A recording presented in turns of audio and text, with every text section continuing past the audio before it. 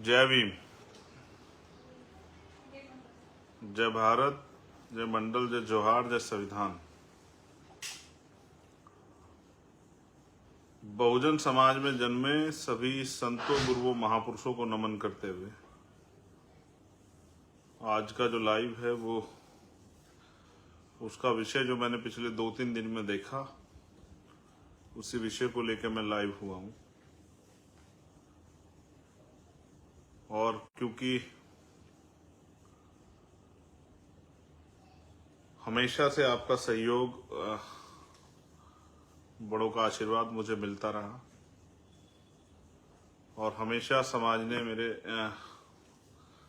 दुख, सुख और तमाम तरह की जो परेशानियां मेरे सामने है उसको उठने का काम किया। तो आज के लाइव की जो शुरुआत है मैं वो इसी विषय पे करने वाला हूं। सम्मानित बहुजन समाज के जातियों में बटे हुए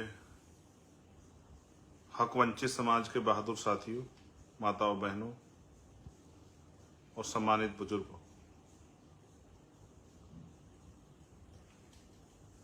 बहुजन समाज में जन्मे सभी संतों, गुरुओं, महापुरुषों को मैं नमन करता हूं। उनको नमन करना इसलिए जरूरी है, मैं उनको याद इसलिए करता हूं कि उनके दिखाए गए रास्ते पे भी हमारी नजर बनी रहे। अक्सर आदमी ऊंचाइयों पे जाकर उसे नीचे का दिखना बंद हो जाता है और वो अपने पुराने साथियों और नीचे के जो संघर्ष के साथी हैं उनको नहीं देख पाता। मैंने पिछले बहुत सारे आंदोलनों से जो आंदोलन चले हैं उनको पढ़ के बहुत कुछ सीखा है। इसलिए मैं हमेशा इस बात को कहता हूं कि ये व्यक्ति की लड़ाई नहीं, विचारधारा की लड़ाई। और मैंने हमेशा अपने लीडरशिप साथियों को समझाया, हमारे नेताओं को, कि हम रहे ना रहे, आंदोलन चलता रहना चाहिए। इसलिए हमने बहुजन समाज की सभी जातियों में लीडरशिप तैयार करने का काम किया। वो अलग बात है कि मेरी यही तैयारी दुश्मनों की आंख की किरकिरी हो गई है और उनको लगता है कि अब ये आवाज बंद हो जानी चाहिए। मैं नमन करता हूं महामानव तथागत बुद्ध को, संत श्रोमणी सतगुरु रविदास जी महाराज को, गुरु नानक देव को, संत कबीर को, भगवान वाल्मीकि महाराज को, गुरु घासीदास को और बहुत सारे ऐसे संत जिन्होंने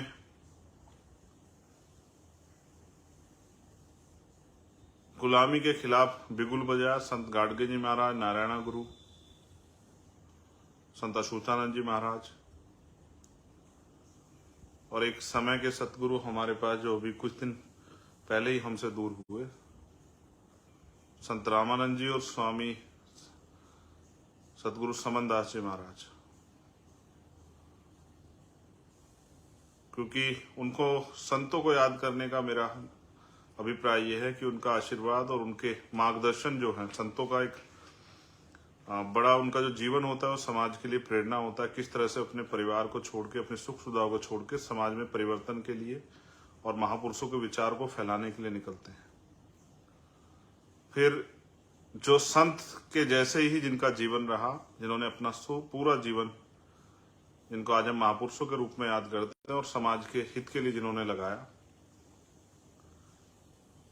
राष्ट्रपिता ज्योतिबा फूले, माँ सावित्रीबाई फूले, माँ फातिमा शेख, छत्रपति साहू जी महाराज, छत्रपति शिवाजी महाराज, विश्वरत्न डॉक्टर बाबा साहब अम्बेडकर, पेरियर ई रामास्वामी नाइकर, पेरेलल्ले यादव, बाबू जगदेव प्रसाद कुशवाहा, जननायक कपूरी ठाकुर, महामना राम स्वरूप वर्मा, चौधरी महाराज सिंह भारती, सर छोटू राम, चौधरी चरण सिंह जी, मान्यवर दीना भाना वाल्मीकि साहब, कोतवाल धन सिंह गुर्जर,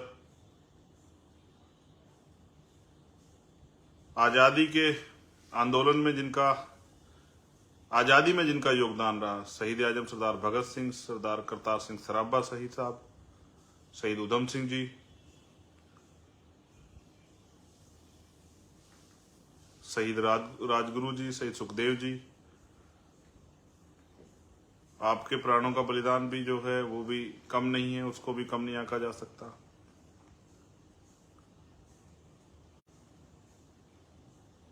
और मेरे गुरु, मेरे रहबर मान्यवर काशीराम साहब को नमन करता हूं।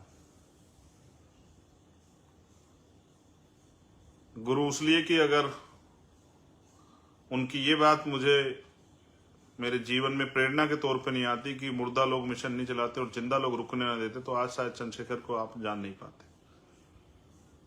और शायद उनके जीवन संघर्ष को मैं नहीं पढ़ता, तो आज मेरे अंदर इस हालातों में भी ऐसी ताकत नहीं होती इस अन्याय के खिलाफ लड़ने की।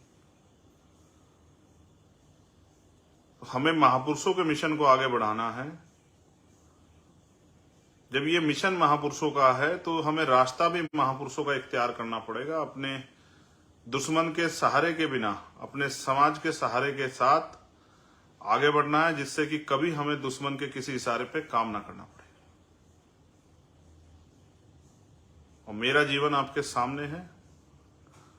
मेरा हमेशा प्रयास रहा, हमारे जो नेता लोग हैं, हमारे जो नेतृत्व हैं, हमारी राष्ट्रीय कोर कमेटी के मेंबर, हमारी राष्ट्रीय कमेटी के मेंबर, हमारे भीम आर्मी के हमारी लीडरशिप, राष्ट्रीय अध्यक्ष जी, राष्ट्रीय महासचिव साहब, उपाध्यक्ष साहब, तमाम सीनियर साथी, हमारे सभी स्टेटों के प्रदेश अध्यक्ष, भीम आर्मी, भारतीय एकता मिशन के, आजाद समाज पार्टी के, मिशन 78 के, लीगल सेल के,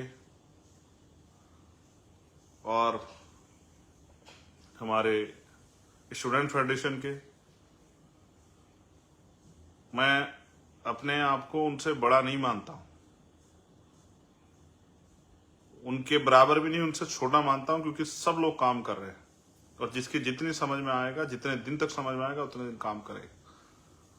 ये संगठन है, आप लोगों के संघर्ष से चल रहा है, अकेले चंद्रशेखर की वजह से नहीं चल रहा, और अकेले चंद्रशेखर के जाने से रुकेगा भी नहीं, इस बात को भी मैं जानता हूं। और मेरी ये प्रार्थना भी है कि रुकने नहीं देना है।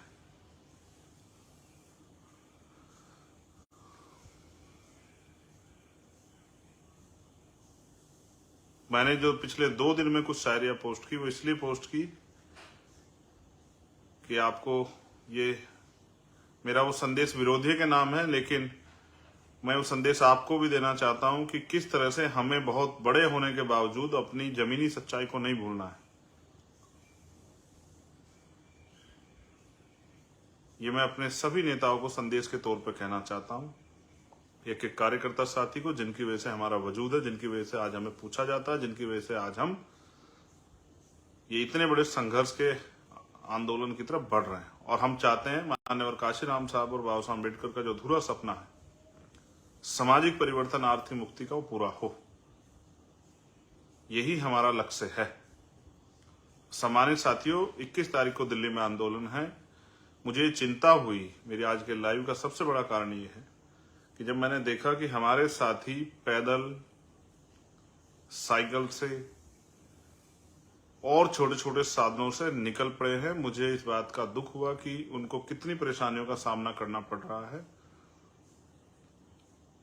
बारिश आ रही है, गर्मी है, खाना कहाँ मिलेगा, पानी कहाँ नसीब होगा, इन सब की परवाह से परे जो क्रांतिकारी इस आंदोलन को सफल बनाने, आहुति देने के लिए निकले, मैं उनको निदा सलाम पेश करता हूं, उनकी हिम्मत की दाद देता हूं, उनकी ताकत को, उनके समर्पण को। जो काम पैसे देके नहीं कराया जा सकता, जो काम किसी लालच प्रलोभन में नहीं हो सकता, उससे आपको एहसास नहीं होगा। आपकी इस ताजगी ने, आपके इस कार्य ने मेरे अंदर कितना जोश भर दिया है। और क्योंकि समाज के साथ जो अन्याय हो रहा है, उसको देख के रात को नींद नहीं आती है। और जिस दिन समझ लेना चैन से नींद आ गई, उस दिन समझ लेना कि कहीं ना कहीं संघर्ष करने का जो मादा वो कमजोर पड़ गया है, अंदर सेटिस्फेक्शन आ गया। इसलिए सेटिस्फेक्शन किसी के अंदर नहीं आना चाहिए जब तक हम इस देश में समता, समानता, बंधुत्व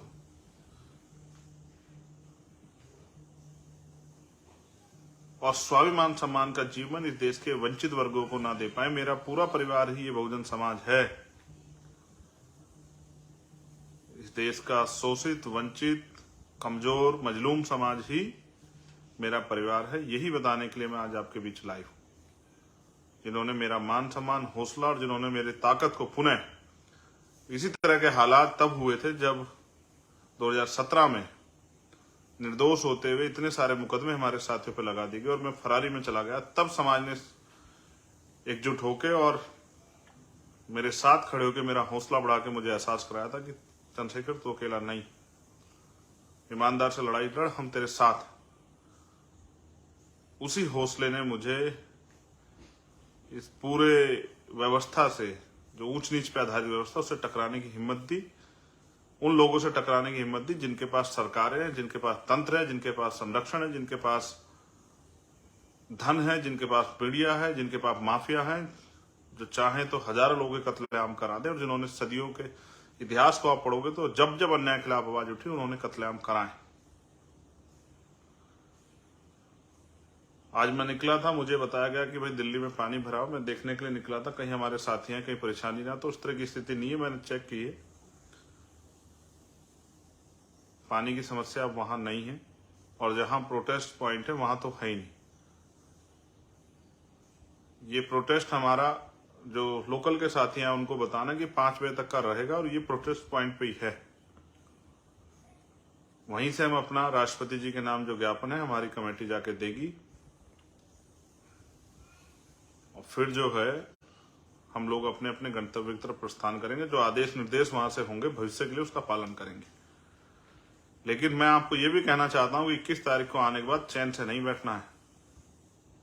अगर वास्तविकता में आपको अपने भाई से, इस आंदोलन से, हमारे लीडरशिप से, हमारे संघर्ष से प्यार है, तो फिर आपको अपने अपने क्षेत्रों में जाके पुनः इसी ताजगी के साथ काम करना है, जिससे कि अपने अपने क्षेत्रों में जहां जहां से आप आए वहां पर हमारा आंदोलन जमीन पर मजबूत हो सके।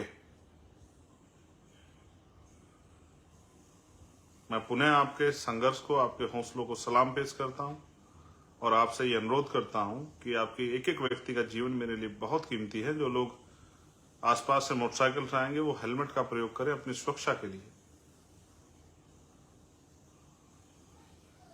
और किसी भी तरह की असावधानी, जल्दबाजी ना करें। बहुत शालीनता से, अनुशासन में, संविधान के दायरे में आए, और जिसको जहां उपस्थित क्षेत्र में जगह मिले वहीं पर बैठ के अपने आंदोलन को मजबूत करें।